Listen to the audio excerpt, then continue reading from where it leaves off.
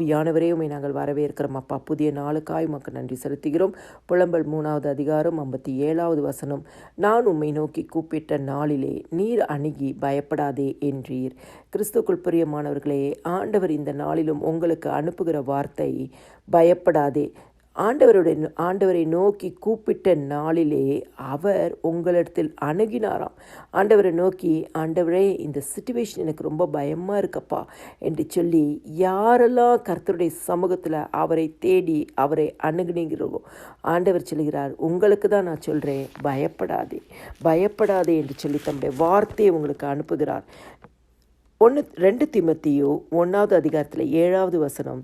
தேவன் நமக்கு பயமுள்ள ஆவியை கொடாமலும் பலமும் அன்பும் தெளிந்த புத்தியுமுள்ள ஆவியை கொடுத்திருக்கிறார்.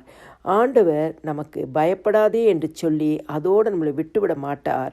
உங்களுக்கு பயமுள்ள ஆவியை கொடாமல் உங்கள் ஆவியில் பரிசுத்த ஆவியானவர் அந்த பயத்தை எடுத்து போடும்படியாய் பலமும் அன்பும் தெளிந்த புத்தியும் உள்ள ஆவியினாலே, ஆவியின் அபிஷேகத்தினால, ஆவியின் வரங்களினாலே உங்களை நிரப்புவார்.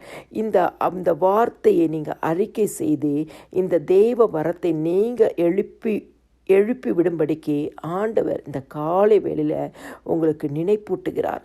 ஆண்டவர்கிட்ட சொல்லுங்க, ஆண்டவரே நீர் எனக்கு பயமுள்ள ஆவியை கொடுக்கலப்பா, பலமும் அன்பும் தெளிந்த புத்தியுமுள்ள ஆவியை கொடுத்திருக்கிறீங்க என்று சொல்லி அந்த வசனத்தை நீங்கள் என்ன பண்ணணும் என்று சொன்னால், தேவ வரத்தை அனல் மூட்டி எழுப்பும்படியாய் இதை அறிக்கை செய்து கொண்டே இருக்கும் பொழுது ஆண்டவர் உங்கள் பக்கத்தில் அணுகி நின்று பயப்படாதே என்ற வார்த்தையின்படியே உங்களை ஆசீர்வதிப்பார்.